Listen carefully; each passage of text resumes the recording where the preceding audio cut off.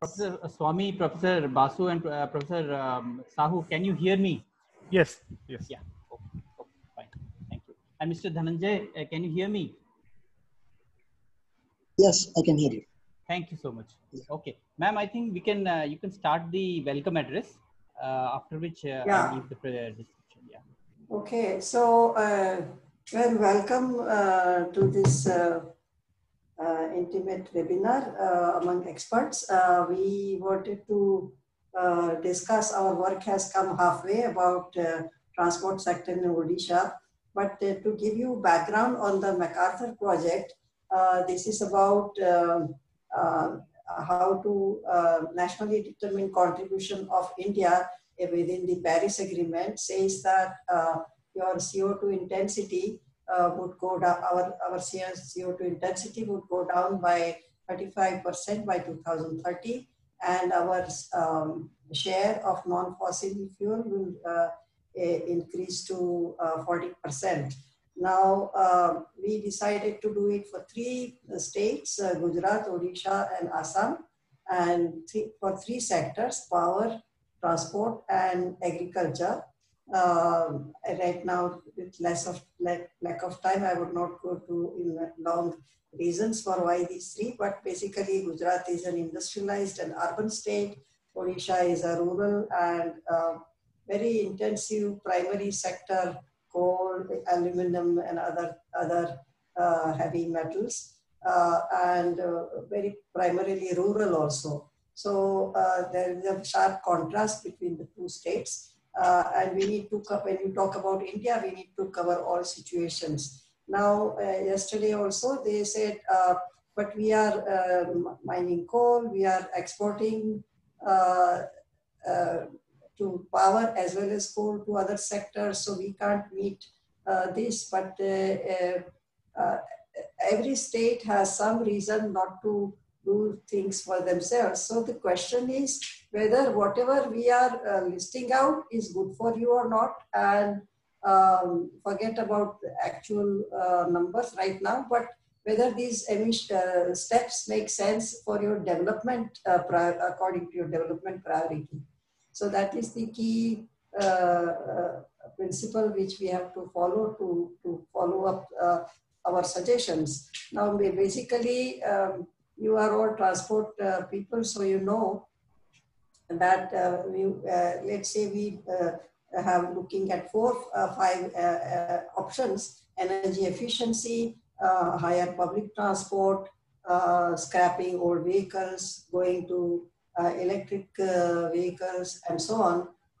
Electric vehicles also give, in addition to some CO2, some efficiency benefits also, eventually more share of renewables can brought in, because when a share of renewables are going to increase in electricity production, and when that happens, the other share automatically goes more. So these five comparisons, or five option comparison, is what you will see, discuss and see today. And if you have any other suggestions other than these five, you may please mention. But also within these five, what are the challenges, what are the barriers, and most important, how to do this incentivization for these five options, and how to accelerate their implementation is something we are looking to hear from you. So thank you very much for joining us, and we hope to get on to the power transport sector soon. Thank you. Thank you, ma'am. Thank you for the welcome address. Now, I'll just give a small description of the project. The project requirement. The project is about the implementation of India's NDC commitments. As we all know that there are three NDC commitments that India made. One is in the power sector, which is 40% capacity of non-fossil technologies. And the second one is one which is relevant for us today, which is 33 to 35% emission intensity reduction of GDP by 2030 compared to 2005. Now, this is a very this covers all sectors, and of course, transport also has a contribution to this NDC goal. Now, the objective of this project is how to implement NDCs on the ground. So, obviously, when India has promised an NDC, but much of this action of implementing these solutions would be at the state level. Now if you consider the most major contributor is of course power, but transport, which doesn't contribute right now much, but we all expect transport to grow in proportion. It's an increase, it's an infrastructure sector, and by 2030 it will definitely increase its share in emission if nothing is done. So transport is definitely another important sector that requires interventions for the NDCs to be achieved. So that now, if you look at the transport sector, much of the policy making control is in the hands of the states, and not only the states, it's also in the hands of the city administration. So this is where this project, what it requires is to come out with a plan to implement the NDC measures in these sectors, power, transport, and agriculture, but transport now, to implement plans in transport sector at state level. And because the different states in India will have different socio-economic realities, so we have taken 3 states which are like a representative state. So Gujarat, a representative of a developed state, Odisha, a developing state, and Assam, a Himalayan state. So Odisha, we are looking at the from the point of view a developing state. So what should be the template of a low carbon plan for a developing state is what we are working on for Odisha. And for that purpose, we have come to the stakeholders and experts who may know about Odisha to discuss, our the work that we are doing, we have already done, and to take away important points that needs to be incorporated in this plan. So this is basically the objective of the project and objective of this presentation. Um, so uh, so I would make a presentation on the work that we have done so far, and after that it will be a short presentation. After that, we can have a discussion on various points. Will be chaired by Professor Kirit Parikh. So I think uh, Sharmishta should we move to the next session directly, because Motushi is not there. Sharmishta? Yes. Mrs. Mr. I think next is the inaugural remarks by. So this we move to the energy efficient transport systems to reduce emissions. Yeah. So we move to the presentation context. Yes. Maybe presentation. Thank you. Presentation. Thank you so much. Yeah. So let me share the screen.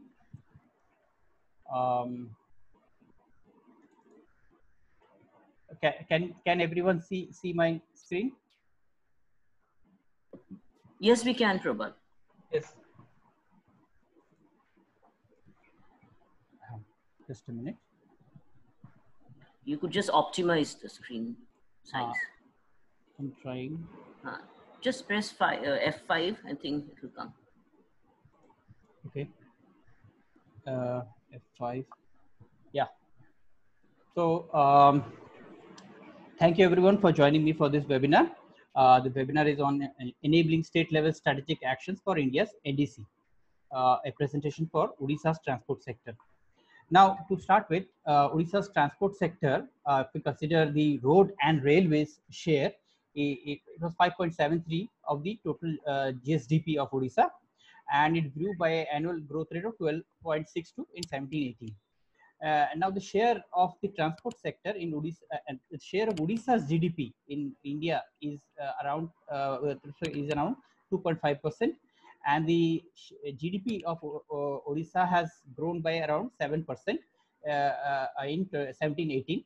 So the GDP is one of the the demand side variable for the transport, and which has grown by 7%. And the other enabling variable, which is the supporting infrastructure for transport, which is the roads, that in the period 2002 to 2017, what Odisha has set up, built 45,000 kilometers of road lengths which are all-weather connectivity roads, which have provided all-weather connectivity roads to around 15,000 villages, which is around 29.4% of the total villages. That's a significant growth.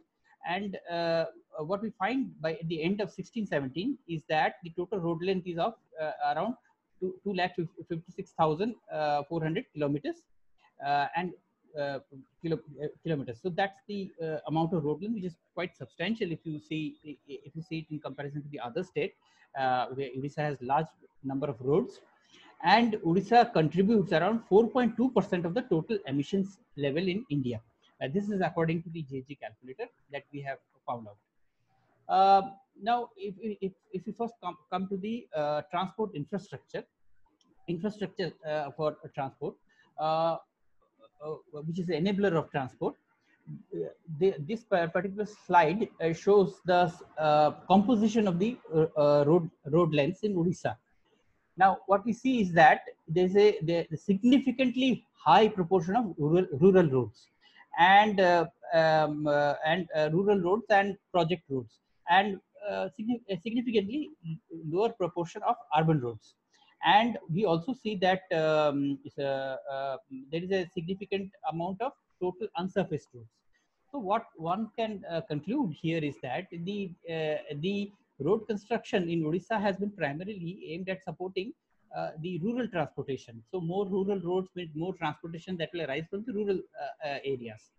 And therefore, one might consider that low carbon measures needs to be rural focused. Rural focused like public transport and public transport, bus and rail. This is also further supported by the table in this following slide, which shows the population mix in India and Odisha. So you see the urban-rural split in India is the 31% urbanization rate in India according to the 2011 census. While in Odisha, the urbanization rate is only 17%, much lower than the all India level. And 83% people live in the rural area. This obviously means that much of the transport demand will come from the people, will come from the rural areas. So definitely one takeaway is that a lot of focus for even low carbon should be rural centric solutions, sustainability solutions. The other thing that the two graphs on this slide shows is the state-wise emissions from road transport sector by various states, and fuel consumptions of high-speed diesel and petrol by different states. So if you can see the emissions by different states in 2014 from the GHG platform data, so Odisha ranks much below Gujarat. It's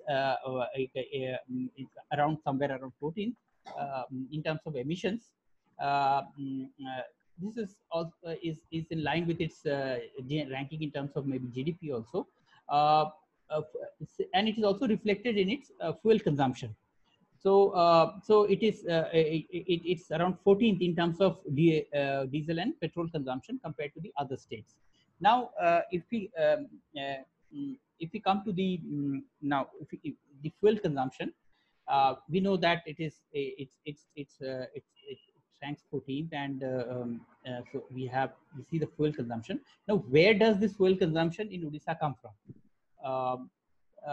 If we, the following slide, which has been taken from the data has been sourced from Nielsen's report in 2013, shows that of the total diesel consumption, 79% of the consumption comes from the transport sector, and 21% from the non-transport.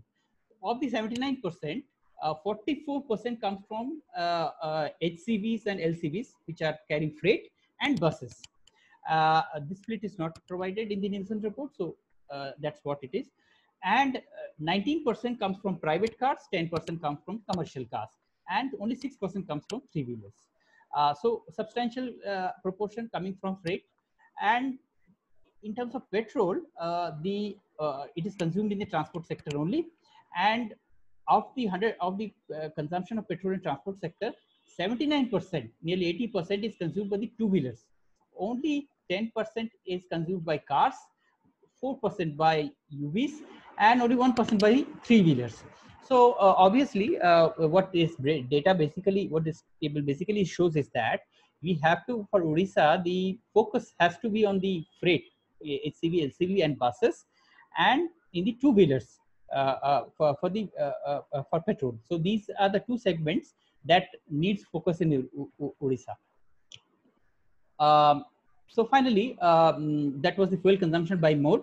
Now, what is the mode-wise vehicle numbers in Odisha, which is what this slide shows. So what we find, what the data from the Odisha government shows is that as on 31st March 2017, we have 7.24 lakh newly registered vehicles. Total registered vehicles are 65.65 lakhs. Of this, 62.15 lakh are on-road vehicles. That's a pretty high proportion. And of the 62.15, 81% are two-wheelers. That's a very significant amount. And 5% are others. 4.8% are goods vehicles, and 7% are cars. Only 2.1% are three-wheelers, and 0.3% are buses. The buses are really low. We have only 42 buses per lakh of population in Odisha. This is very low number. This is consistent with the situation all over India, and they require investment, and they require to have more buses per lakh of population. Now, another important thing that we saw from the data of Odisha was that since 2011, the number of auto rickshaws have increased enormously by 134.5% up to 16-17. So probably lately there has been a push for more auto rickshaws, must be from the urban cities in Bhubaneswar and Cuttack. We need to find out. Maybe the people here can enlighten us. Heavy motor vehicles they contribute to freight, and they are mostly privately owned in the state. And freight movement contributes a lot to the emissions and fuel consumption. That is what was told to us last time. But this is something that we are not able to completely conclude. But probably that is why we have also come to you. We'll discuss that later. Now, coming to the programs and policies, low carbon programs and policies that are in place in Odisha. So this slide lists some of the policies by the state government of Odisha. So we have the biodiesel and ethanol blending program by the Odisha Renewable Energy Development Agency, OREDA. Then we have the Biju Gaon Gadi Yojana, which is the which is run by the Department of Commerce and Transport in government of Odisha. Then we have the Bhubaneswar E-Mobility Plan, which is for the Bhubaneswar Puri Transport Services. I think that's the nodal agency. So we have these three programs that is run by the Odisha government. And next, there are these policies which are for which are run by basically the central government in Odisha, which is the National Electric Mobility Mission 2020, and the FAME India scheme, which is relevant for the electrification scenario. And the Ministry of Heavy Industries and Public Enterprise is the nodal agency. Then we have the Smart City Mission and the Bus Rapid Transport System, which is also run by the Ministry of Heavy Industries and Public Enterprises. So that's also central government. And then we have the auto fuel policy, which is run by the MEMO PNG, which is basically for the efficiency scenario. And this is also by the central government. So these are some of the policies that are on the ground. And we would like to have a discussion on these policies, because not the targets and numbers associated with these policies are not all very clear for Odisha. Now we have, based on the data that we had seen, we had tried to do some analysis. So we set up a Excel-based model where we did some projections up to 2030 for the transport sector of Odisha. We projected the passenger demand, and we projected the freight demand, and we had the on-road vehicle numbers, and we tried to implement various scenarios. So we had three kinds of scenarios. I'm going to just detail out those scenarios here. So first we consider the electrification scenario. So in the electrification scenario, we have these various modes of vehicles, and in those various modes of vehicles, we assume the penetration of electric vehicles. So we assume that by 2010, where we have no electric vehicles, in 2030 we will have 3% of new sales of electric vehicles would be all new sales of cars and jeeps by 2030 will be 3% of it will be electric vehicles. And similarly for similarly for two-wheelers, we assume that by 2030 30% of the new sales of two-wheelers would be electric. And similarly for taxis, we assume again that 3% of the new sales of taxis in 2030 would be electric. And in the commercial vehicles, for three-wheelers, we assume that by 2030, 50% of the new three-wheelers that would be sold would be electric three-wheelers. And in buses, we assume that by 2030, 10% of the new vehicles, the new buses that would be sold would be electric buses. Similarly, next scenario that we have is the model shift scenario. So in the model shift scenario, we have shift from private modes to like cars, two-wheelers to public modes like buses. So we assume that in the business as usual scenario, the private share increases from 81% in 2015 to 83% in 2030. And public decreases from 19% to 17%. These are estimated in 2030 numbers. So in the model shift scenario, we assume that the share of private actually decreases from 81% in 2015 to 73% in 2030. And share of public increases from 19% in 2015 to 27% in 2030. So that's the shift to public transport scenario. And finally, the fuel efficiency scenario. This is for the this comes from the auto fuel policy, and based on the numbers that we have in the auto fuel policy, we assume an increase in efficiency of each mode by 1% per year. All the experts in this meeting can please comment on these numbers later after I finish the presentation. We would be very interested to know whether these are very ambitious or realistic or unrealistic. That could be a very good input to this study. So based on, as I said, we project the based on the collecting the registered vehicle data and assumption of vehicle usage parameters and their survival rates. We project the on-road vehicles for Odisha for up to 2030. So the on-road vehicles do not change in the electrification scenario and the fuel efficiency scenario. That's obvious and by construction. But they change in the modal shift scenario. So here we present the on-road vehicles for the baseline and modal shift only.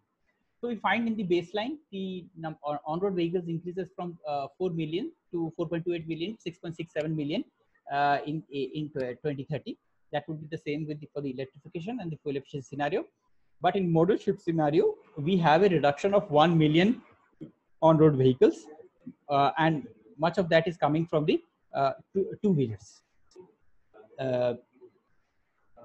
So finally,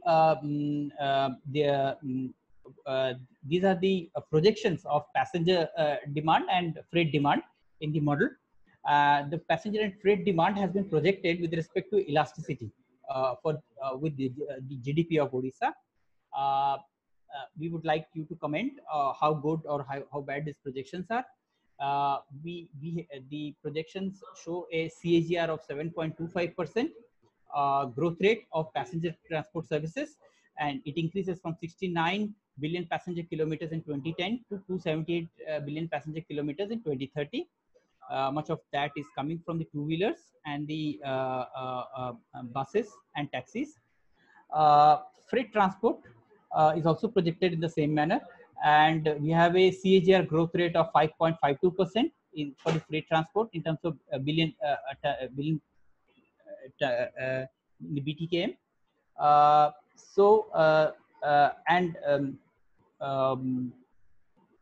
I think there is some issue in this graph. We can come back to it later. Fuel consumption. The next slide shows the fuel consumption for so now we come to the results, the impact of the interventions. So this particular slide shows the impact of on fuel consumption by passenger vehicles under various scenarios.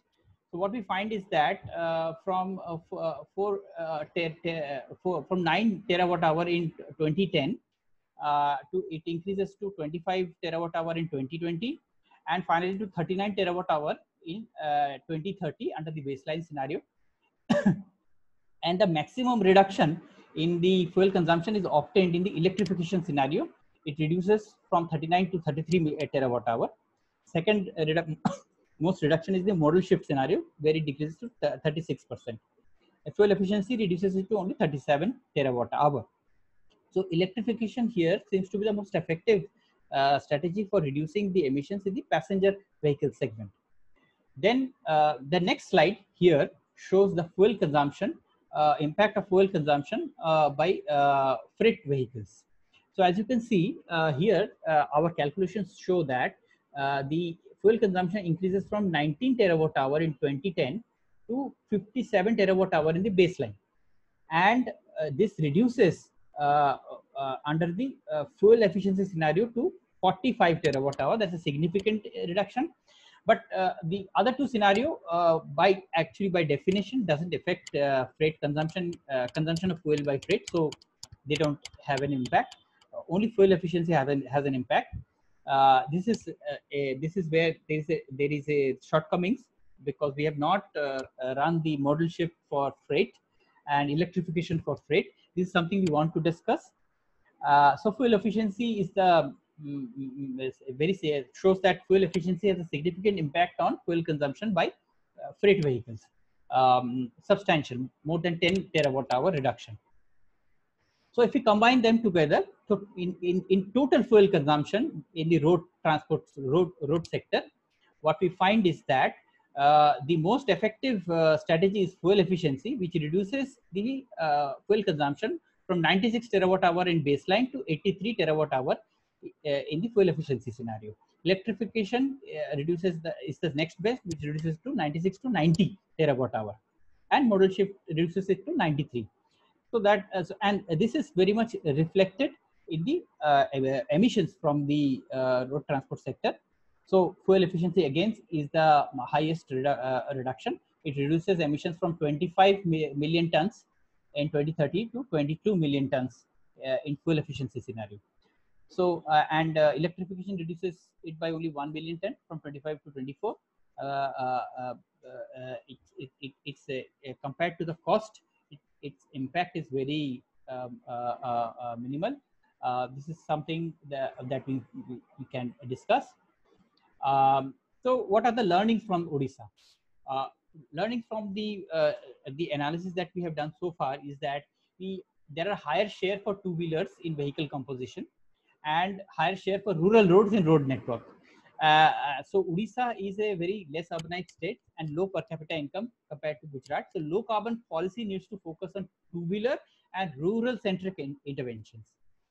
Next learning is that low bus penetration. There is low bus penetration, and passenger movement needs more investment in the public transport sector, which is to facilitate a switch from two-wheelers to buses.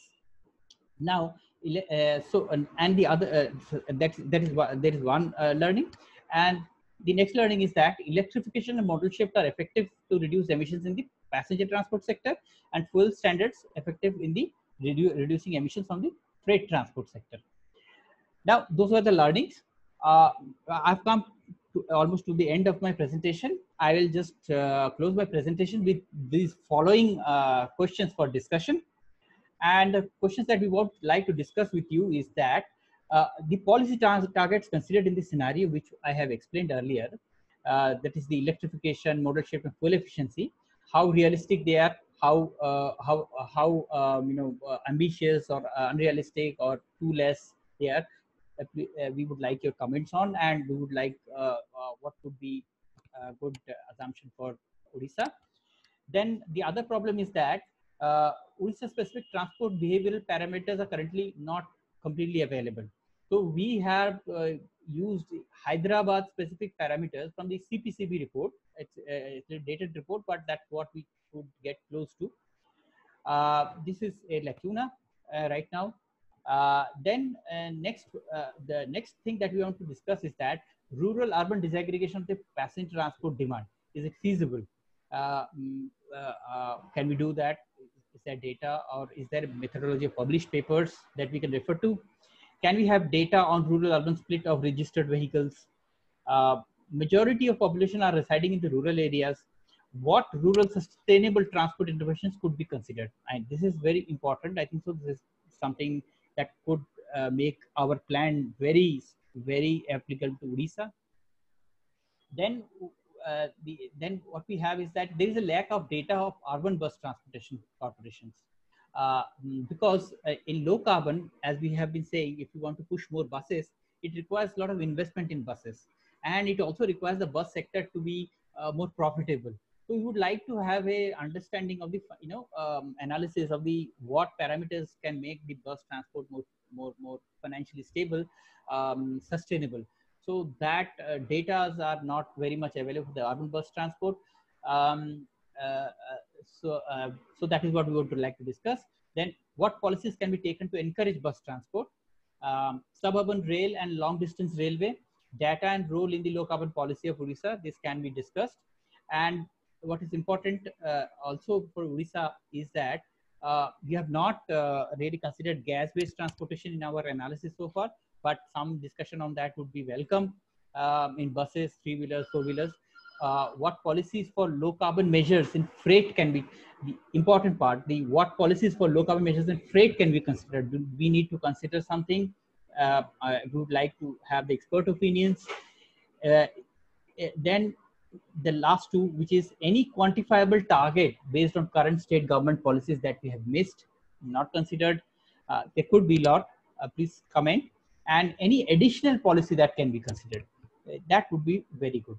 So with that, I end my presentation. Thank you so much, sir. So we can begin the discussion. I hand it over to Professor Kirit Parikh to chair the discussion. Thank you, Prabal. Thank you very much. I think the presentation, the questions you posed are very important and critical. And I now hope that I will request the various panelists to give the remarks. And let's begin with Professor H.M. Shivanand Swami, who is at CEPT. He is the Executive Director of Center of Excellence in Urban Transport of CEPT University in Ahmedabad. He is a consultant, transport sector and MacArthur project. Professor H. Shivanand Swami. Sir, thank you, sir. I think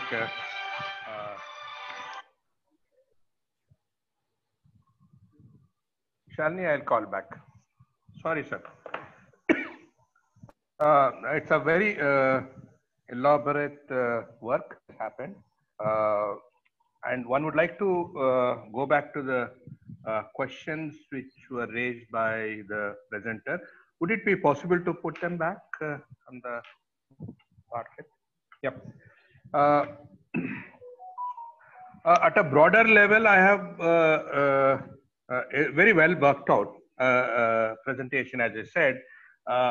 I'm just wondering if any additional detailing would help us understand this better. The first part of it is regarding Odisha, when you look at it as a total versus by districts or by certain segregated by regions or something of that kind. It could have very different, it may throw up very different interesting results there. Some attempt of segregation, spatial segregation would be useful. The second important thing, especially when you talk about baseline and the impacts of several interventions, there I believe there is also going to be a synergy effect. If you put together all of them, the impact is going to be much higher than just looking at them independently. I'm sure you may have done it, or you may add up all of them. If you do this plus this plus this, what is going to be the impact? I think maybe something of that kind we should try and look at as part of this analysis. Number 3, I think you correctly point out about the rail part of it there. Have there been any proposals specifically for Odisha rail? I think when you look at the freight, long haul versus short haul is critical. Short haul is still amenable for electric, whereas the long haul, either you go with the fossil fuel right now, or you can possibly shift it to rail. I think that's something which you need to look at. What gets transported, and within the entire gamut of things, is it some mining related movement or something else? Is it possible to distinguish some bit of it there? I would urge you to look at that part there. Rural and urban is critical. Thresholds are important. Therefore, public transport for rural and mode shifts from rural two-wheeler to buses, I'm not very sure how much of that will happen or can happen. That I think needs to be more carefully looked at. In fact, also the COVID-19 and its impacts on people willing to go for large public transport systems is something which I think we need to take into consideration. Again, in the light of what has happened in the COVID-19 and also the emerging technologies, one needs to look at other micro collective mobility systems. You need not have a full-fledged bus system, but you can still have public transport through minibuses and small vans. A lot of that is emerging as an alternative. I think the energy implications of these probably would be very different. Yeah, and I think that's another thing which I would like to highlight. In the initial presentation, you made some comments about rural roads being developed at a faster pace than urban roads or other major highways. There, I think we need to distinguish between providing access and providing mobility. Mobility where we need to look at the mode shifts and all of that is likely to happen.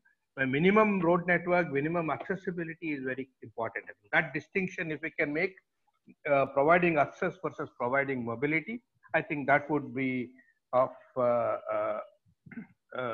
useful thing to look at. Did you also look at anything about density patterns over space again? I think that's another density pattern, and then the fuel consumptions is maybe useful to look at. That will be more important for states like Gujarat, but then even in Odisha, it may have some implications.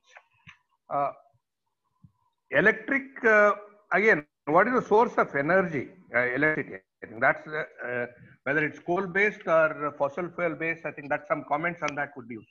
I think I will leave it at that right now, and we can come back and discuss further. Thank you very much, Professor Swami.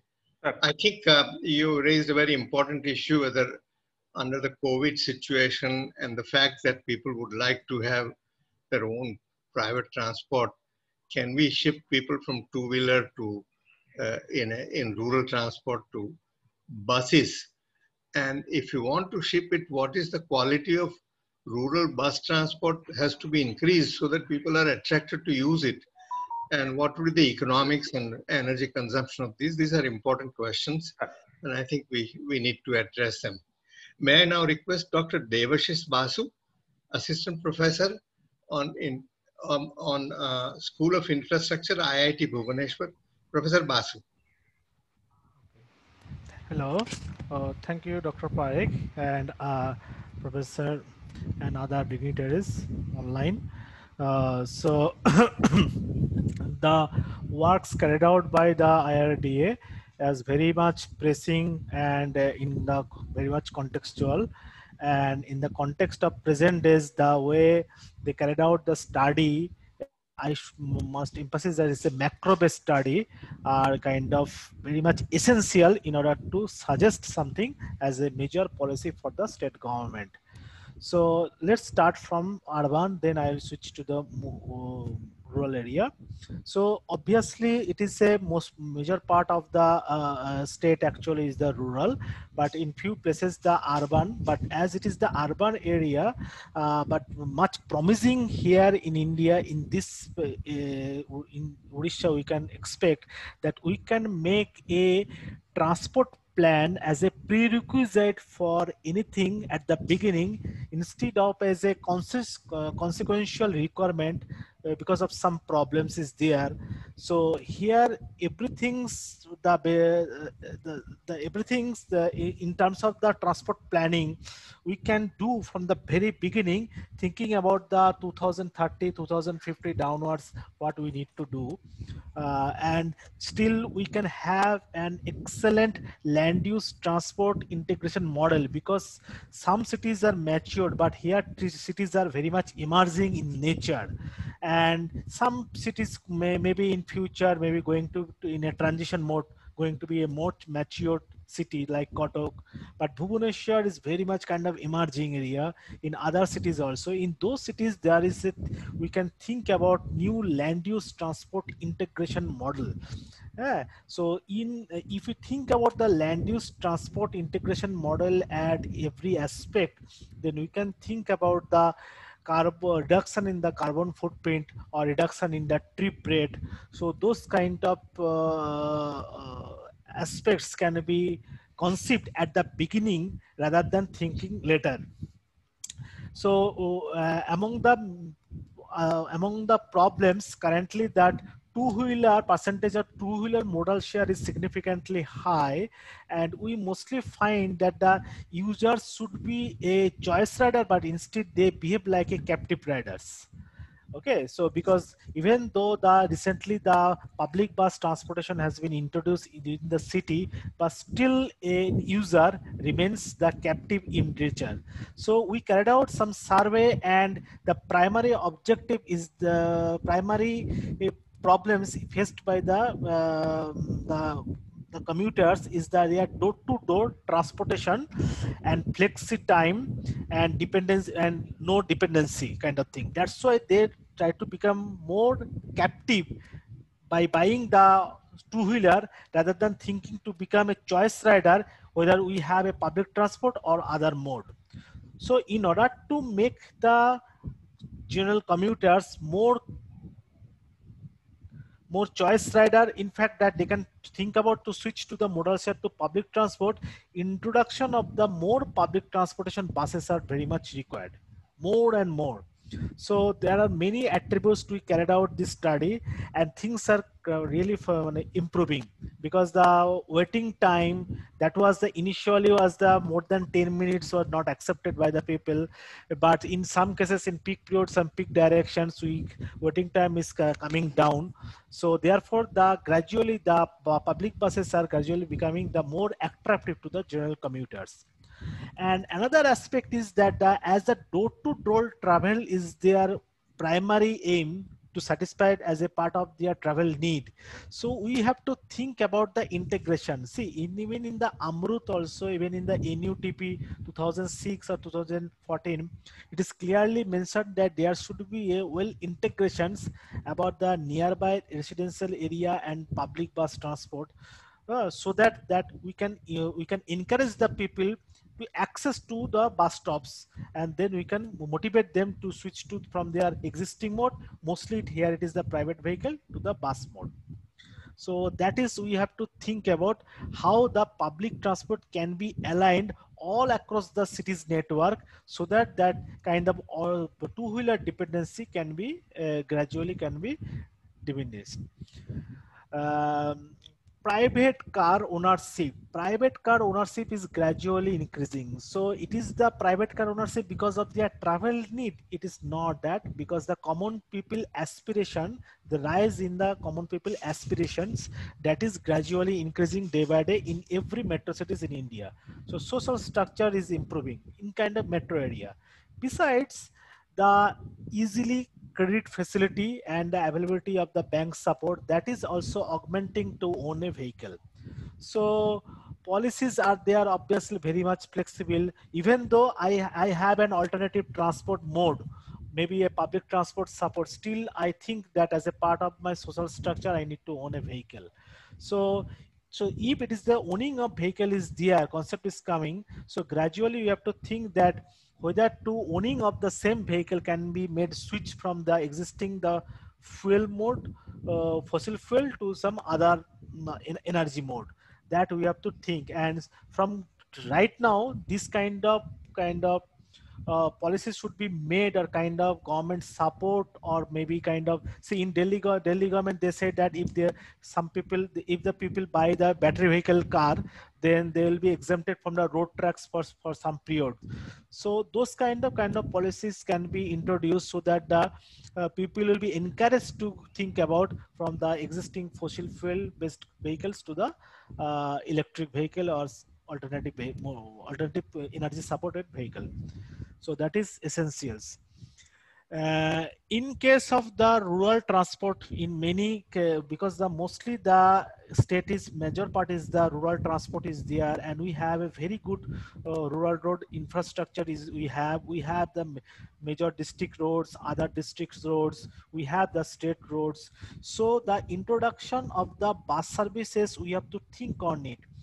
So we have to really primarily think about the trade-off between the fare and other kind of attributes which really they are thinking as a part of the bus transportation systems. We can also think about developing a OD matrix statewide, just from collecting the macro level data, that how this OD pattern happens, and then we can think about the whether the railway track can be introduced in some town to another town, or one town to another town, and then finally one city. Or accordingly, we can think about the introduction of the rail transport. That is really very essential. We have to think on it. And another aspect, along with that thing, the freight transportation, because most of the cities, this is a mining based, and the transport of freight, aluminium and others. So we have to think about the freight transportations and their allocations, and to carrying to the nearby plant. So how those demand origin and destination, those things are taking place in the state. But if primarily we need to think about the passenger transportations for the rural people, because we have to first encourage, at least by introduction of more buses, but suitable services. Suitable services means that what type of buses and what type of features should be there in the buses, or what should be the fare level, and what is the demand time, time of demand, and the OD matrix, and how much it can cater to under different segment of people. That segment of people analysis is definitely we have to think on it.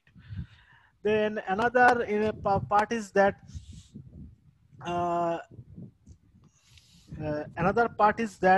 specifically in case of urban area, even in the towns, even in the suburban area, we have observed the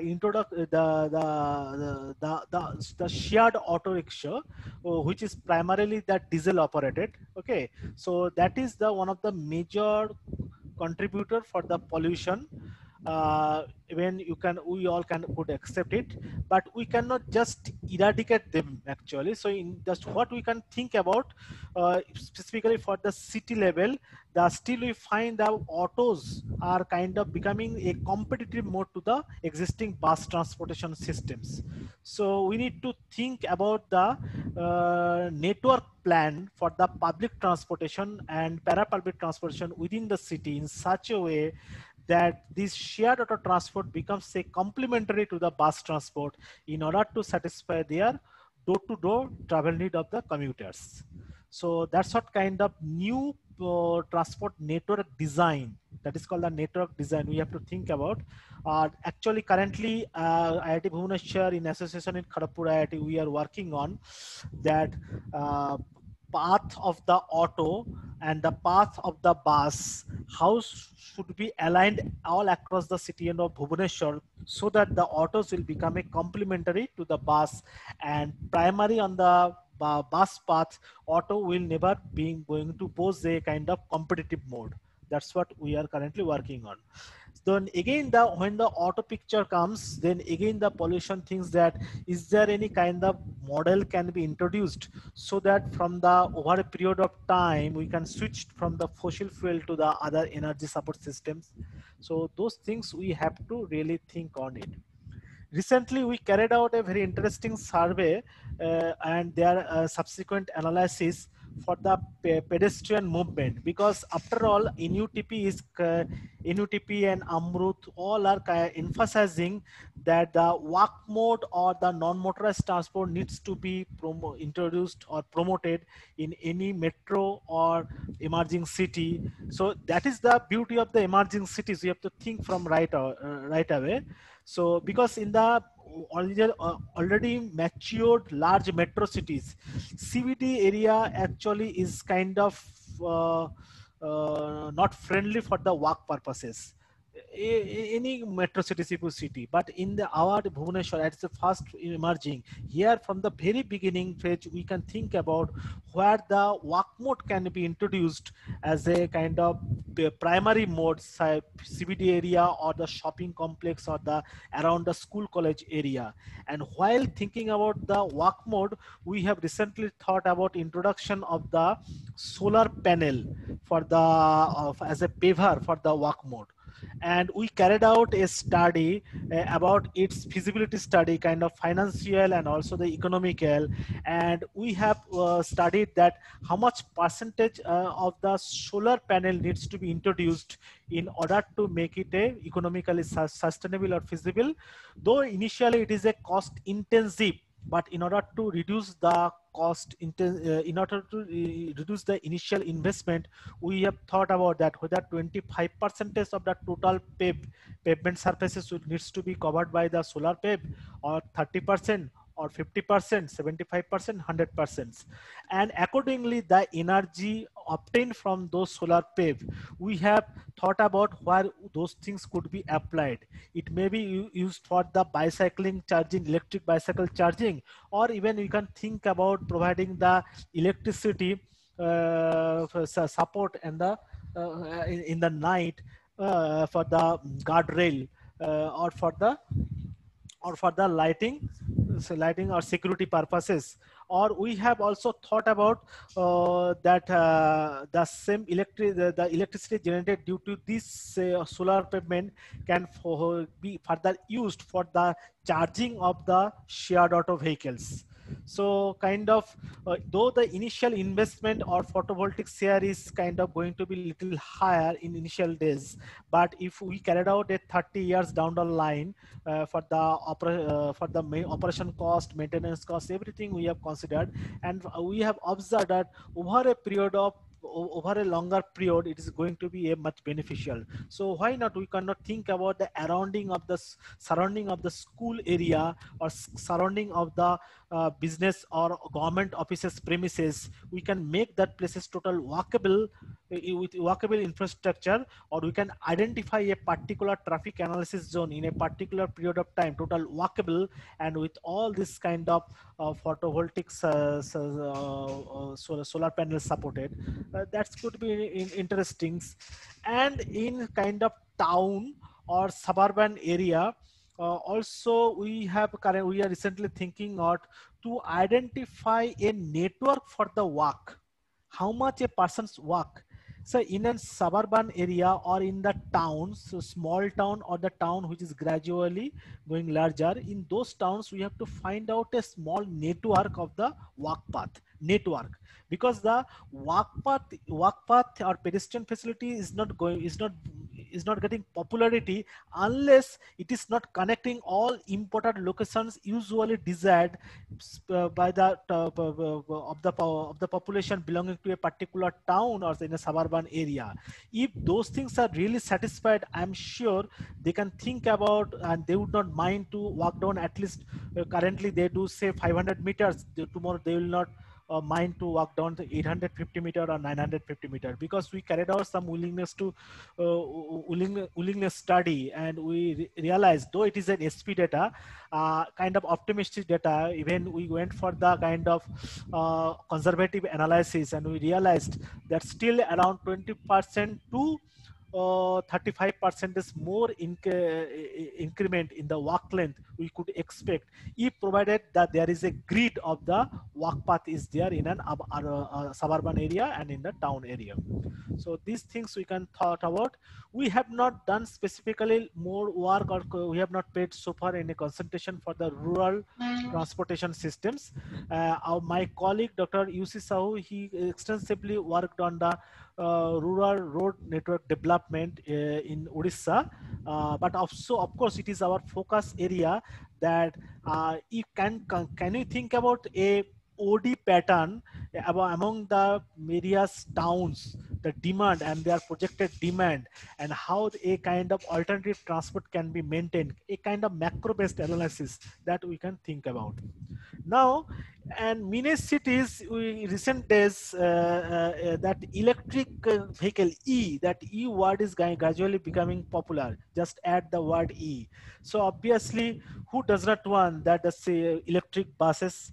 Then electric buses still actually a kind of aspirations, but still it is to be satisfied by the government. We cannot still think on about the any kind of PPP mode or any kind of other models. Will not work, because the initial capital investment is significantly high in initial days. If we compare the electric buses with the say the CNG, even other diesel buses, so the operating costs kind of things is kind of coming closer to each other, but maintenance cost obviously in case of the electric bus is significantly low. But eventually, if we go for their life cycle analysis, taking say 12 years the life cycle, every day say about 200 kilometers it flies, or 250 kilometers, and about, let's take the year, about 340 days. Still, if we carry out that, it is very difficult to make comment what should be the model and what proportion of the electric buses needs to be introduced in a city in order to make it at least a kind of viable. We cannot say it is going to be a financially feasible. We cannot definitely say, but as it is a government needs to be take some initiatives, or various organizations who are going to support this introduction of the battery vehicles, battery supported electric vehicle buses.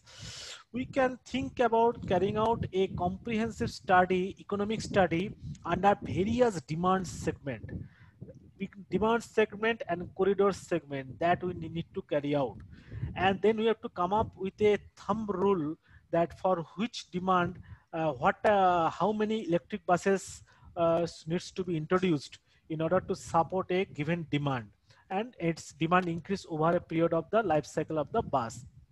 So in that things, we suggest that we need to carry out the more economic analysis rather than financial analysis, in order to kind of convincing in such a way that in the economic analysis, in case of the urban area, we usually do not consider the economic loss due to the health cost, or the savings of the carbon dioxide emissions, that we do not usually consider those things in the model.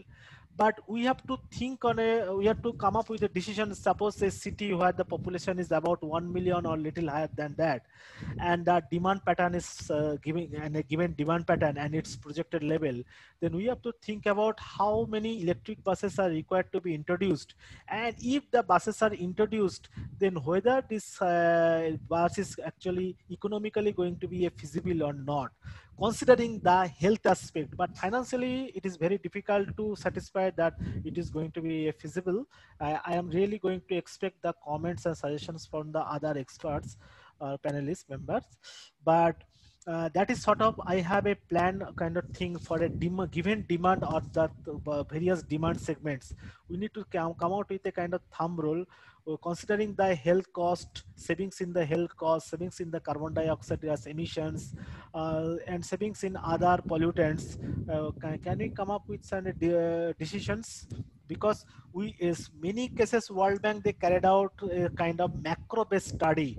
In India, if we go for the macro-based study, may not be possible to collect the or obtain all the data, because we have to rely on the secondary data from various sources. But if we don't go for the macro-based, then we can still think about the micro-based analysis or microeconomics based willingness to space study. From there also we can come up with a kind of decisions that, yeah, electric buses or electric other paratransit vehicles we can think about instead of the diesel supported autos or the diesel supported those kind of vehicles, say for the urban area and also for the rural area, for the suburban corridor, for the town areas. So those things we need to think about it. So thank you. Then again, I shall join. Thank you. Thank you, Dr. Debashis Basu. You have emphasized really very interesting points about urban transport, the need to understand some of the micro level issues, and also maybe one should look at the longer term growth of urbanization and the kind of policies that might minimize the transport needs, which can be useful in terms of reducing this. I think, which is very interesting what you said. May I now request Dr. Umesh Chandra Sahu, who is also an assistant professor of School of Infrastructure, IIT Bhubaneswar. Dr. Sahu. Thank you, Dr. Parikh, for introducing. Actually, I am not a transport planner. Basically, I mostly work on transport infrastructure. I will give some of my views on actually effect of transport infrastructure development on climate related issues. Okay, that will be focused, but I'll also share one of my presentation, which is in general on climate and sustainable transport. Let me just share with you.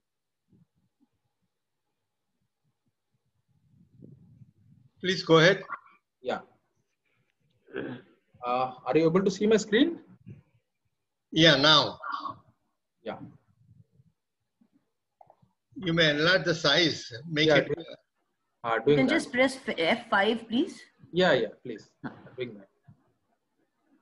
It's okay now? Yeah. Very good. Yes. We all know about sustainable development. So it's actually when we go along with environment, society, and economy, and ultimately we get sustainability in that. The transport and climate, if you see, this is some general things which I think we all may be knowing all this, but just for the sake of the whole group, I'm just sharing some of the data. Transport sector is the significant contributor to greenhouse gas emissions and also to global warming. Okay, so while being a key stimulus to economic development, so we cannot actually ignore transport sector because it is contributing heavily to greenhouse. So you have to we need to get some alternative solutions for all those things. While economic development will also go, at the same time we also need to see that the greenhouse gas emission can be reduced and global warming also can be reduced. This sector is a major contributor in India's total GHG emissions. As you have shared, IRD has shared this data with 9.6% share. In Odisha, the transport sector has a share of almost about 14.6%, which is higher than the national average. Okay, so that is a concern. Therefore, if these transport sector policies are not harmonized with the environmental strategies, they will lead to local deterioration of the air quality while contributing enormously to the greenhouse gas emissions. So this is a real concern for the state of Odisha. And the most important impacts of transport on the environment is related to climate change, air quality, noise, water quality, soil pollution, biodiversity, and this land take and ground level ozone, and also negative effects on human health, visibility, and safety. So there are a lot of varieties of negative impacts of transport on the climate and human health. So, but the climate change, if you see, the major thrust is on carbon dioxide emissions, okay, because this is the cause of global warming. And air pollution is worsening respiratory health in many cities around the world, and road accidents are also another increasing hazard. Several cities in developing world have made great strides in promoting sustainable transport. So sustainable transport system is very much required to reduce your greenhouse gas emissions. And then some cities have also implemented combination of all these techniques, and they have also found very good results. I will share some of these case studies. Okay, I got some from one of the papers. I got it. One is related to congestion charging. I think most of these cities this will be applicable. Congestion charging, which is also known as congestion pricing, okay, means charging to manage the traffic demand in a congested area. For example, like central business district or other well-defined areas where with an objective to keep the traffic demand under control and keep a balance between the alternative transport modes. So we need to see, like we are all talking about the modal split and all these things. So probably the private car owners or private bike owners, they would like to shift to public transport system if we can introduce this congestion pricing in areas of it is a thickly populated or thickly habitated this cities.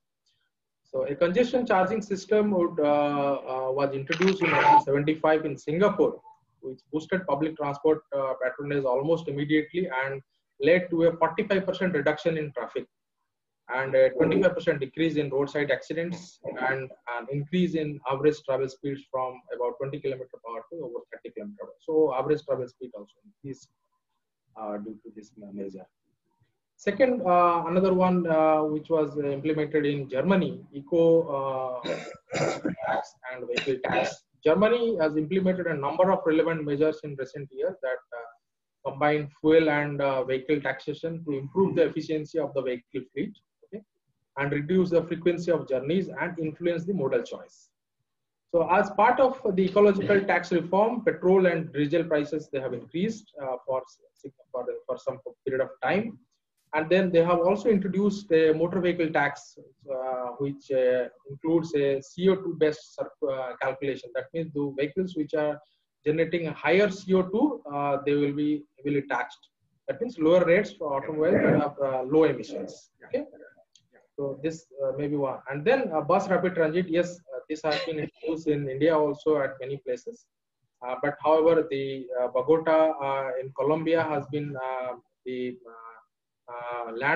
implementing landmark for bus rapid transit system, putting in place a traffic demand management policy and facilitating non-motorized transit. So this is always taken as an example.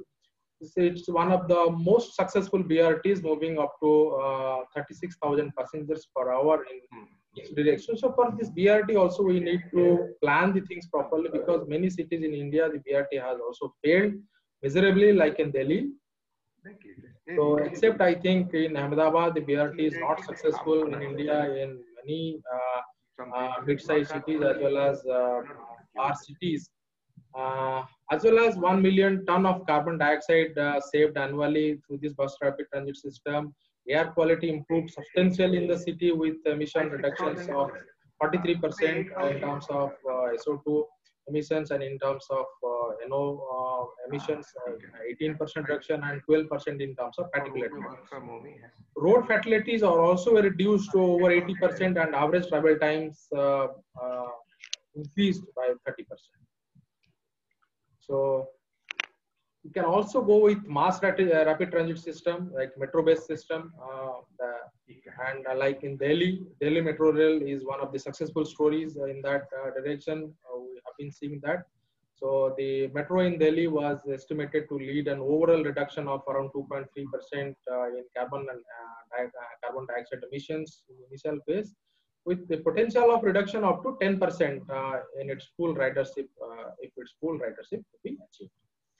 So at the lower end, the scenario of the reduction in air pollution was estimated to amount to lower the emission in terms of nitrogen oxides, in terms of particulate matters, in terms of carbon monoxide and other pollutants. So apart from these success stories with different different measures, we can also think of other measures, like we can focus more on non-motorized transports, okay, like bicycles and other things. So those kind of modal speeds we should think pedestrians, improve pedestrian infrastructure improvement, bicycle infrastructure improvement, those things.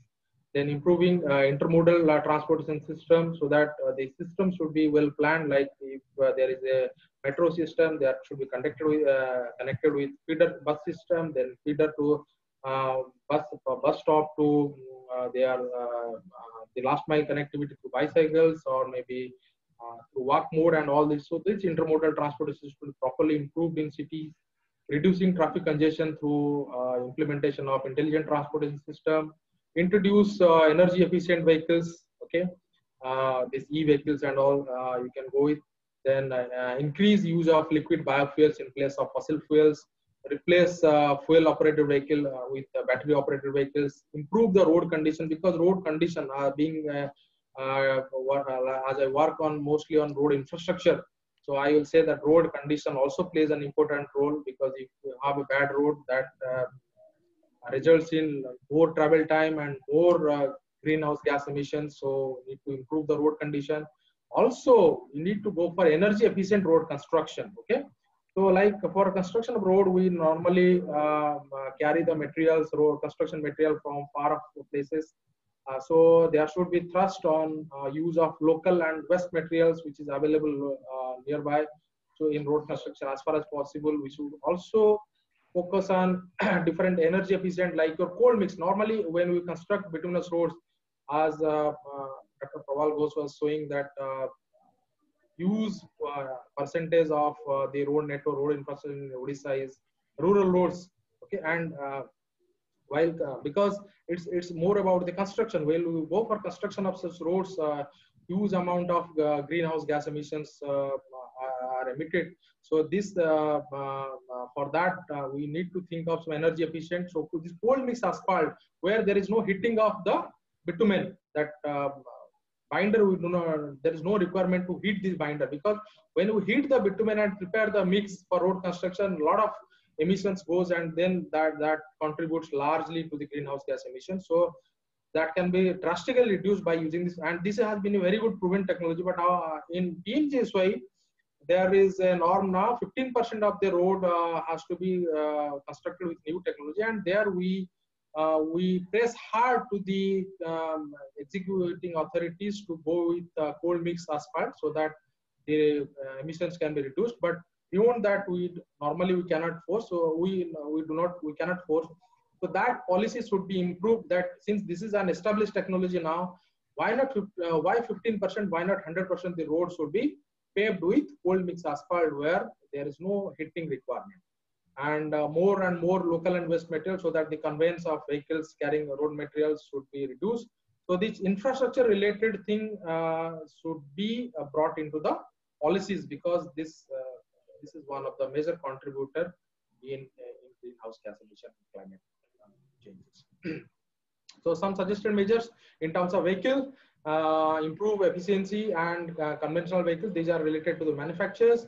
Then new vehicle technology, like we can go with hybrid car, electric car. We can go with new fuel system, maybe biofuel or other fuel type of fuel system. You can go with smart vehicles. And in terms of road, yes, traffic flow improvement is very much required. It can be done through different intelligent transport system, traffic signal timing, ramp metering, and different bottleneck removals. ITS improvement, smart highways, routing and scheduling enhancement, improve the public transportation system. As Dr. Basu has focused largely on this public transport, how you can improve in Odisha. There is a ample scope for that, considering the type of vehicle configuration now prevalent in Odisha. Regular road maintenance is very much required. Energy efficient road construction, as I told. And in terms of human, there should be cultural element. People should actually adopt these things. Modal substitution, they should prefer more of walking, biking, and rails or public transportation use. Telecommunication substitution, they should go for telecommuting or teleshopping, teleconferencing kind of arrangement instead of like going and buying the things from market directly. So that can be done. Incentive and de-incentivization can be done, like pricing, congestion pricing, or increasing the tax on petrol, diesel, gas, and other things. So, or decreasing the things depending upon its contribution towards greenhouse gas emissions. Proper implementation of the traffic rules, then responses to government regulation and incentives. So if you come to Odisha, as already we have seen the composition, but I got some this distribution from 2014 Odisha Economic Survey. Similar is the picture now also. So the large 80% of the vehicle is still your two-wheeler. So there is ample scope for shifting of this particular class to public transportation system if a well-planned system can be developed for cities like Bhubaneswar and similar size cities, mid-size cities. And some climate change activities in transport sector in Odisha. If you see, I got some news from internet. In 2017, Odisha government decided to encourage flying of e-rickshaws, but however, I don't see much of the e-rickshaws as of now in areas under different ULBs. And in February 2020 also, there is a news that 50 electric buses were sanctioned for the capital city of Bhubaneswar for intra-city operation between Bhubaneswar, Puri, and maybe Cuttack.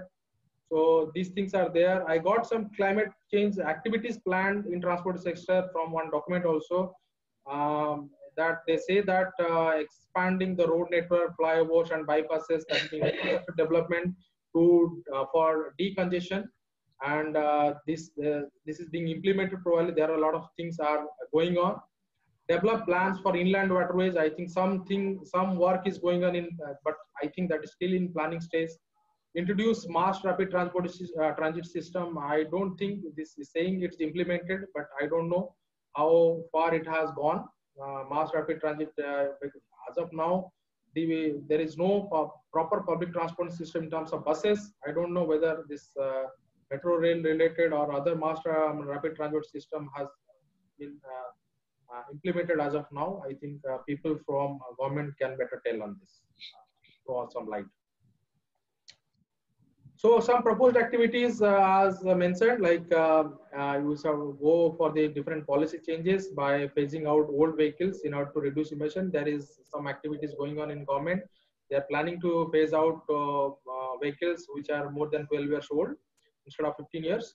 Ensure fuel efficiency through driver training, strengthen enforcement and emission checkup system, use liquefied petroleum gas, use electric e-rickshaws. These are the thrust things as of now I got from the document. Proposed activities in Odisha between 2018 and 2023. These are the proposed activities, but there are still many things are missing in terms of climate impact. So if you conclude, transport has a big role in sustainable development. An efficient transport system saves time, reduce particulate emissions, and ensure long-term energy security.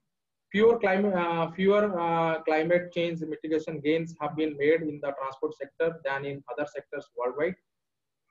It is a difficult area to approach as it requires several actions by the governments and citizens. It is actually both way. You have governments will take actions as well as citizens also. They have to take responsible decisions. Behavioral change is required of shifting from private vehicles to public vehicles.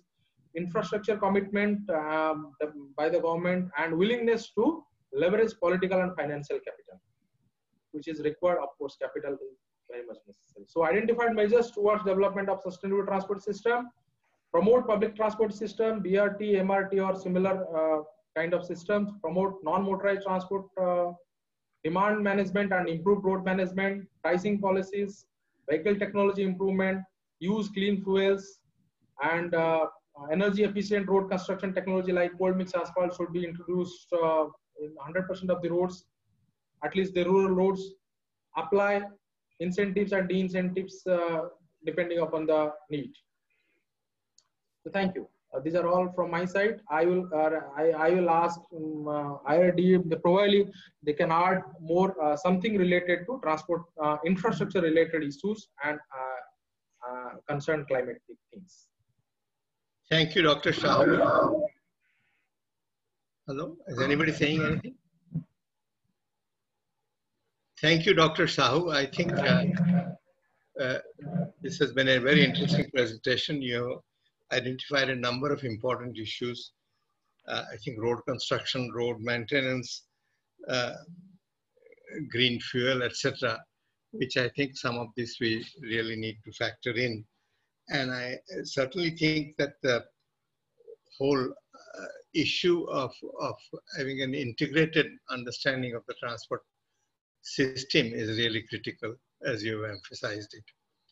I think Shri Niharanjan Sahu has not joined, and I think we have sort of, the panelists have made the presentation. Now I think I will open it up for questions and discussions from the panelists to each other and from others to the panelists. So please, if anyone wants to say anything. Any questions? Yeah, one or two. I think Debashish and Umesh both had made interesting presentations, and two quick things I would like to bring it to your notice. One, there is with the support of the GIZ, Government of Orissa is in the process of finalizing a low carbon mobility plan for the city of Bhubaneswar. I think that will be a useful document to look at.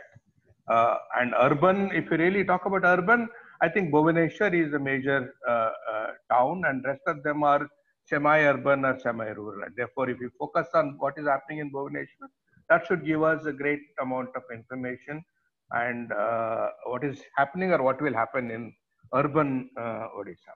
Second, about 4 or 5 years back, we had done a BRT study for Bhubaneswar. Subsequently, they have introduced a public transport in Bhubaneswar. That's working very well. But talking about MRT at this point in time in Bhubaneswar or Bhubaneswar Cuttack may not be something which is worthwhile, and one may not really want to move into that part of it. Infrastructure and climate change, that's an interesting dimension. I believe needs to be integrated into the work which is ongoing in some way. I just wanted to highlight these three. Thank you, Dr. Parikh. Thank you. Thank you. Anybody else wants to say anything? You want to react to any of these? Yeah, just I would like to add a few things. Debashish here. Yeah. Okay, it's a slide. I'm just going to share a slide. Yeah.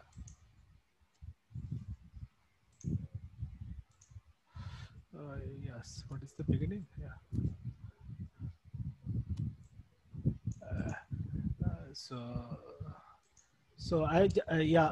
just for today's presentation, I just prepared a slide for presentations. So I just would jump a few slides and will focus a few particular slides.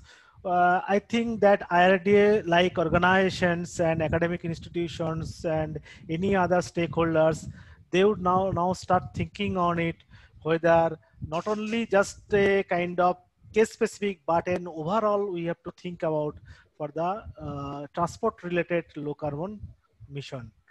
So here one interesting figure we see here, that congestion index, that is the government previously, now it is Ministry of Urban Housing and Urban Affairs. So desirable average speed is 30 km/h for any urban area. but it is almost in metro cities we cannot expect, and even in the fast emerging cities, in specifically in the peak time, peak directions also, achieving it is we are still far away. And based on this concept actually, so there is some index is prepared, and we see that the position of the Bhubaneswar here somewhere close to 0.32, but it is though not worst, but still we need to start thinking on it. Okay, this is the MODP. So even we participated one lecture program or discussion program organized by the BDA, Bhubaneswar Development Authority, and Bhubaneswar Knowledge City. They also there delivered a lot of presentations, and there also they highlighted that the average journey speed by bus is now come down to the 25 km/h, even below that. So we have to come out with some plan. So there are two types of plan. One is a short-term plan, or one is a long-term plan. Long-term plan is always a cost-intensive plan. That is the transport infrastructure. But even the short-term plan is the primary is the demand management, and one of the primary area of the demand management is just to switch to the public transportation modes. That is the one word in India. In India, public transport acceptance we should not think about. Rather, we need to think about that today who is actually a kind of captive users who is owning a bike or owning a private car. Why they are captive? They are just by mind, they remain themselves, keep themselves as a captive users. They don't want to switch to the public transport. Why? These things we need to understand, and accordingly policies should be introduced. Policies either in terms of the promoting the public transport or discouraging the use of the bikes and the cars, that we have to think about. So what is your understanding? Why don't they switch? Switch, we carried out the study, and primary switch is that door-to-door travel need actually primarily catered by the bike. That is it. Number two is that they are not required to wait for some public vehicles. Even they approach to the nearby the shared auto boarding point or alighting points. Even the shared auto, the kind of conditions, the kind of service quality they provide, which is now a section of the society who are obviously now in a very good economical conditions. They do not have to compromise their travel experience sitting with a class of people so where they may not be feeling comfortable enough to go it.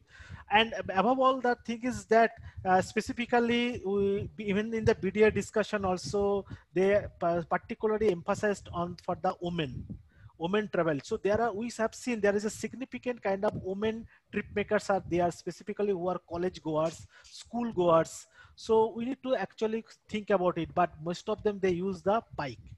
So we have to think about not only this is, I don't think it is a problem in the Bhubaneswar, even in the any other emerging cities or emerging large towns or even the medium-sized towns, everywhere this kind of problems are there. So another thing is we need to concentrate on, this is the in case of the urban transport, and when we go for kind of congestion cost or the cost incurred due to congestions over study, there are a lot of macro analysis are there, and even the Times of India, other newspapers I have seen, they just post the news that this much $1 billion we lost every year due to the congestion cost. So congestion cost is highlighted, and considering the value of time, but do we really consider the pollutions relating to the environment? We really don't consider. So after the case of the New Delhi, now all the cities in the country is now very much aware of, now small cities, medium-sized cities, everybody, we are competing with each other. Now we would like to claim ourselves that we are the greener city than others. We have improved much significantly this year, and we have a target that year. But now this has become a challenge for each of the city development authority.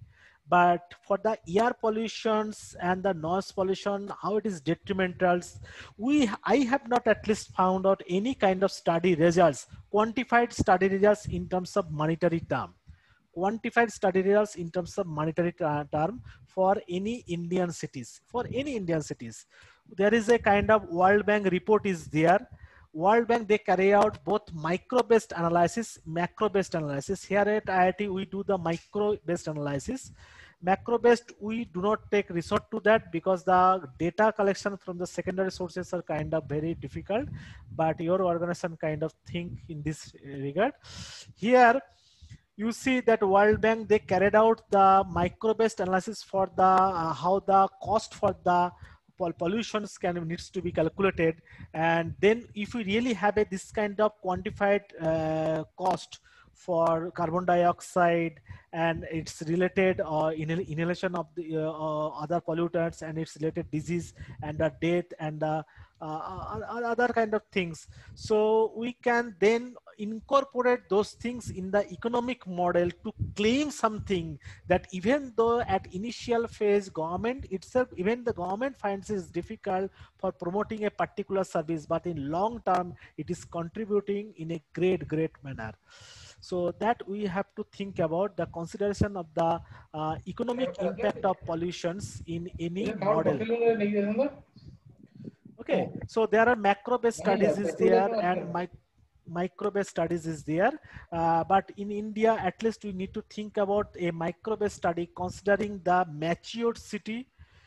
That city actually already the highly density city and the city boundary, though it is increasing not very fast, and no further development is possible inside of the city, and a kind of transition city which are kind of moving from the emerging city towards the mature city, and one taking the case study of the emerging cities where really new things can be done, like for Bhubaneswar. Okay, so we have to think about the quantification. So another aspect we need to think about that National Urban Transport Policy also specifically they emphasized 2006-2014 event that for the urban case, for the other cases also, we have to give much emphasis on the non-motorized transport. Non-motorized transport, even the lot of studies I really reviewed, and again, I also carried out study, but from the feedback we realized for any non-motorized transport, like the bicycle, promotion of the bicycle, either bicycle docking you develop or anything you can develop, can be promoted only then when there will be a kind of network of that facility. If there is a no network, then those facilities, it is a one corridor is there. No, it is not going to be promoted because finally we do not make a trip. We do not want, I do not want to say that I am going to Bhubaneswar from Jatni area to Bhubaneswar now for this work and come back. If I go, I should definitely make a plan. I will go to that office in the morning time, 11 p.m. Maybe at 12:30, I would like to go to a shopping center, buy some things. Maybe at the, before coming back to the Jatni, I would like to visit some other areas to buy some foods and come back. So it is not a trip, we make a tour. So therefore, when the tour concept comes in our transport modeling in current days, in recent days, people are thinking about it and really applying it, then it is no more a kind of corridor level or a stretch level. We have to think out for the implementation of the passenger walk mode or non-motorized mode. It will be at the network level. And so not only this register office. Yeah. Dr. Sahu, you wanted to say something? No, sir.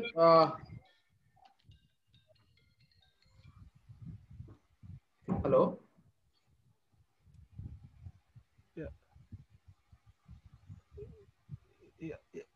Yes, shall I make progress? This is yes. Hello. Yes, sir. Yes, sir. You can progress. Okay. So this is the kind of sustainable transport, and in sustainable transport, always it is meaning that reducing of the transportation need. That is the mainly focus area. Transportation need has to be reduced, and obviously dependency on the car That is the major, not the promotion of the transportation needs. And there are main aspects in recent days we are really primarily considering for the sustainable transport is the reduction in the dependence on the fossil fuel, that is the energy management, encouragement of the public transport, cycle and walk, that is the capacity management, and the third one is the minimizing the environmental impacts. So primary things are these. So economic part and financial part, feasibility are definitely important, but we are not going to highlight those things.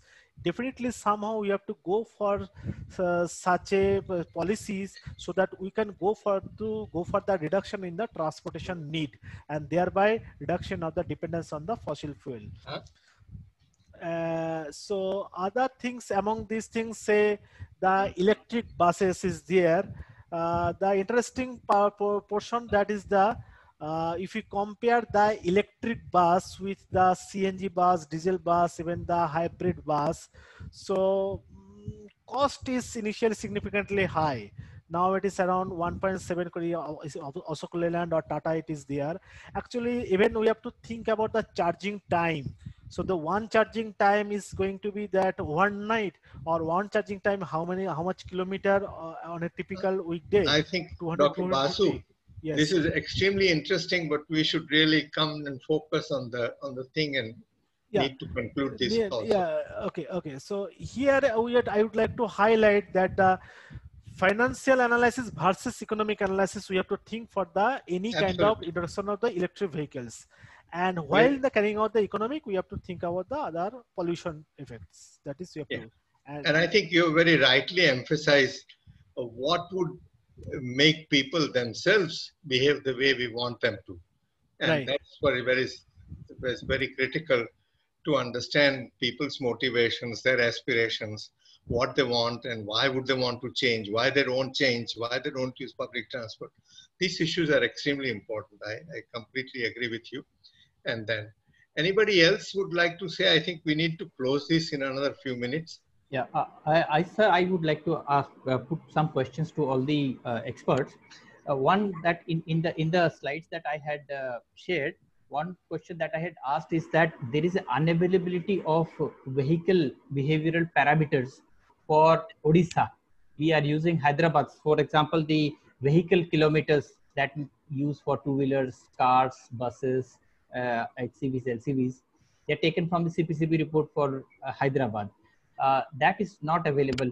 If there is a source available for Odisha that the panelists know, or any research work that the panelists have done that they can, that which we can use it for our research, which is Odisha specific or Bhubaneswar specific, that would be of great help to us.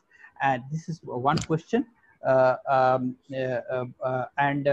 The other question, two question is that we had posed is that what could be the interventions in freight that we can consider, and what could be the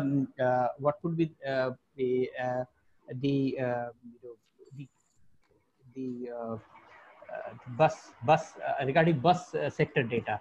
So these three questions, if panelists can answer, then it would be of great help to us. Yeah, Dr. Ghosh, yeah. I think this data which you are talking about on, like you have on Hyderabad, you can actually share that report. Okay. Then actually we can see if similar reports, if somebody has who are staying inside Odisha or outside Odisha have done some studies on this thing, let us find it out. Okay. That would be very good. And second thing regarding freight, probably Odisha is actually trying to develop its rail network.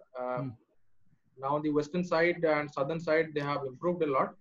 The other side, and slowly, once the rail network is improved, probably the freight transportation can be streamlined properly. And demand on highways for freight transportation can be reduced.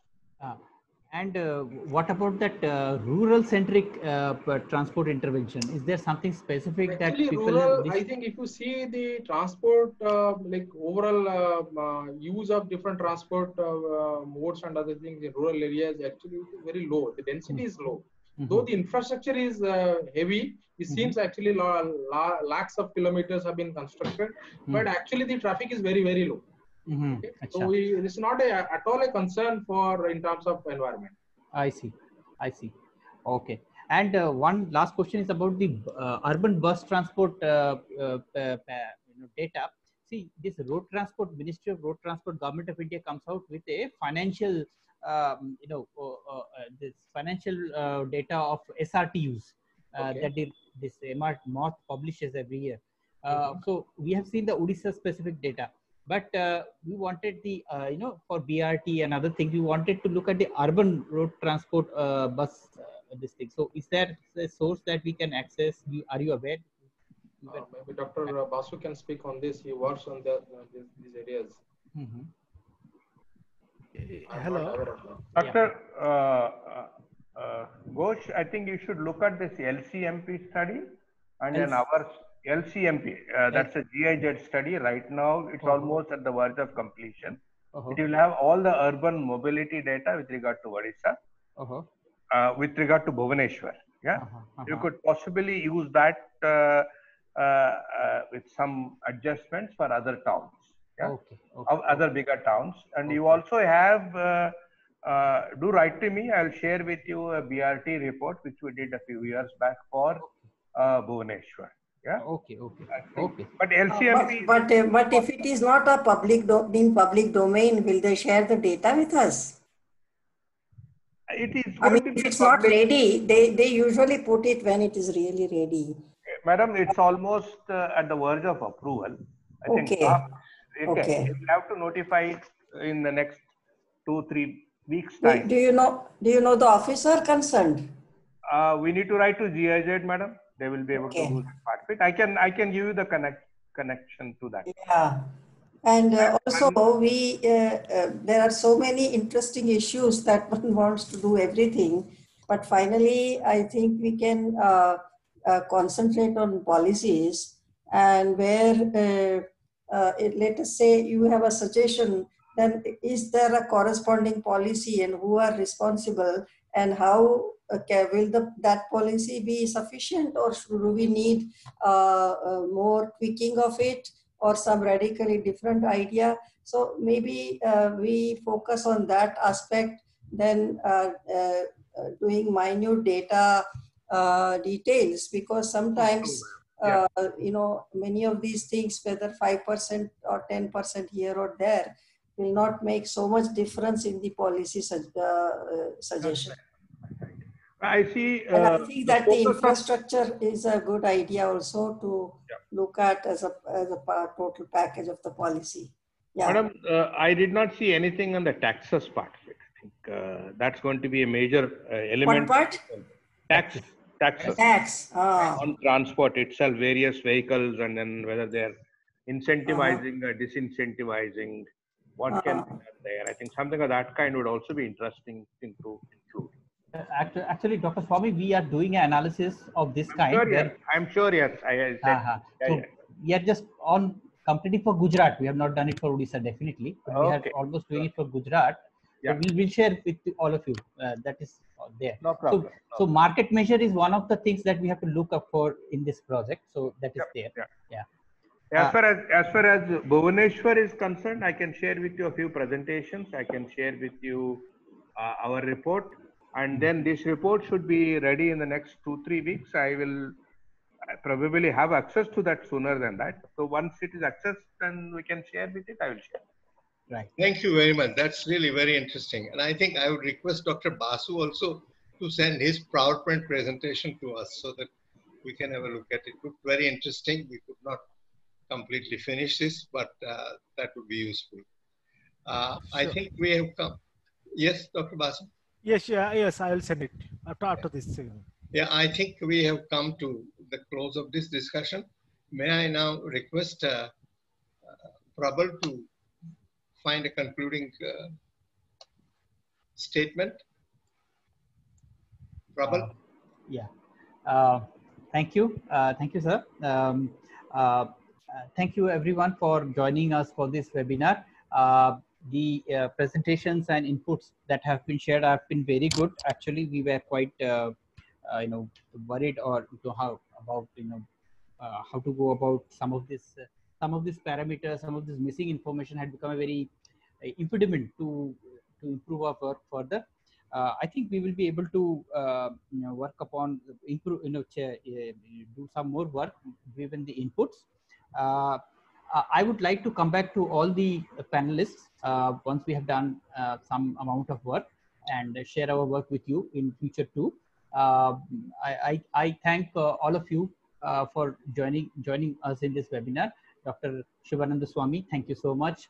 Dr. Debashish Basu, thank you very much for sparing your time and your valuable suggestions. Dr. Umesh Chandra Sahu, thank you very much. That was a very good presentation. Please share with us both the presentations by Dr. Basu and Dr. Sahu. And we will change. We'll change our work on analysis, and we'll come back to all of you once again. Thank you very much.